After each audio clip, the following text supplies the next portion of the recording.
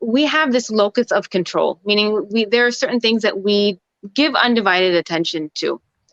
And, sometimes it can be our children, and you give everything to your children.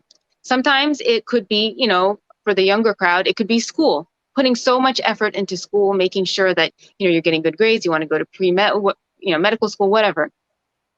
But the fact of the matter is, for the Muslim, the locus of control is the relationship with Allah. That is the only one that you can give, and not lose. Allah.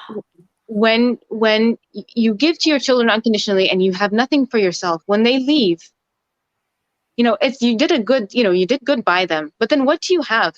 You have people who sit there, they don't know who they are. They haven't done anything for themselves. They feel like I haven't left. Alhamdulillah, my kids are a legacy, but I don't have a legacy for myself. And they feel empty. Same with school, or even like some kind of identity.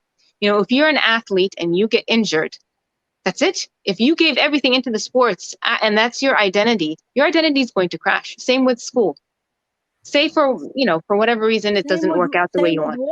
Same with work, which I really love this, and this is absolutely our Islamic concept, is your focus and your goal is to work on your relationship with Allah through what He gave you. So if you are a mother of 4 or 5, your focus is to please Allah through that, to please take care of yourself so you can worship Allah. So focus on your relationship with Allah. Alhamdulillah, beautiful. Yeah. And the analogy I like to give is if this is you, and Allah's above you, and the other things that are important, it's not like they don't exist, but they go around you. This is the fixed one. Everything else, goes around that relationship, like you said.